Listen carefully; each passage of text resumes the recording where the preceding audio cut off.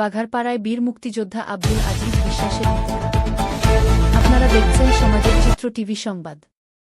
বাঘারপাড়া উপজেলার প্রথম বিজয় পতাকা উত্তোলনকারী বীর মুক্তিযোদ্ধা এবং বাঘারপাড়া মুক্তিযোদ্ধা সংসদের আহ্বায়ক মরহুম আমিন উদ্দিন বিশ্বাসের বড় ছেলে দোহাকুলা গ্রামের কৃতি সন্তান বীর মুক্তিযোদ্ধা আব্দুল আজিজ বিশ্বাস ইন্তেকাল করেছেন। ইন্নালিল্লাহি ওয়া ইন্না ইলাইহি রাজিউন। বুধবার আনুমানিক রাত ১-২টার সময় যশোর জেনারেল হাসপাতালে চিকিৎসাধীন অবস্থায় তিনি শেষ নিঃশ্বাস ত্যাগ করেন। দীর্ঘদিন ধরে তিনি শ্বাসকষ্টসহ বার্ধক্যজনিত নানা রোগে ভুগছিলেন বলে পারিবারিক সূত্রে জানা গেছে। মরহুম আব্দুল আজিজ বিশ্বাস ছিলেন বাঘারপাড়া উপজেলার মুক্তিযুদ্ধের এক উজ্জ্বল স্মারক। ৭১ সালের মহান মুক্তিযুদ্ধে তিনি সক্রিয়ভাবে অংশগ্রহণ করেন এবং স্বাধীনতার পর বাঘারপাড়া উপজেলায় প্রথমবারের মতো বিজয়ের লাল সবুজ পতাকা উত্তোলনের গৌরব অর্জন করেন। তার সাহসিকতা, দেশপ্রেম ও নেতৃত্ব স্থানীয় মুক্তিযোদ্ধা ও সাধারণ মানুষের কাছে তাকে বিশেষ মর্যাদায় অধিষ্ঠিত করেছে। তিনি বাঘারপাড়া মুক্তিযোদ্ধা সংসদের আহ্বায়ক হিসেবে দীর্ঘদিন দায়িত্ব পালন করেন।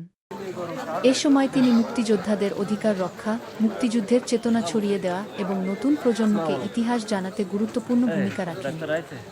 সামাজিক ও সাংগঠনিক কর্মকাণ্ডে তার সক্রিয় অংশগ্রহণ এলাকাবাসীর কাছে তাকে একজন শ্রদ্ধাভাজন ব্যক্তিত্বে পরিণত করে।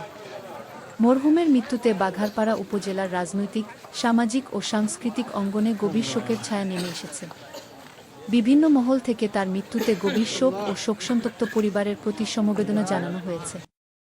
মরহুম আব্দুল আজিজ বিশ্বাসের নামাজে জানাজা ১৮ ডিসেম্বর বৃহস্পতিবার জোহর নামাজের পর তার নিজ বাড়িতে অনুষ্ঠিত হয়।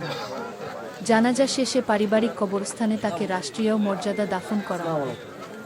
মৃত্যুকালে তিনি স্ত্রী, ২ ছেলে ও ২ মেয়েসহ অসংখ্য গুণগ্রাহী রেখে গেছেন।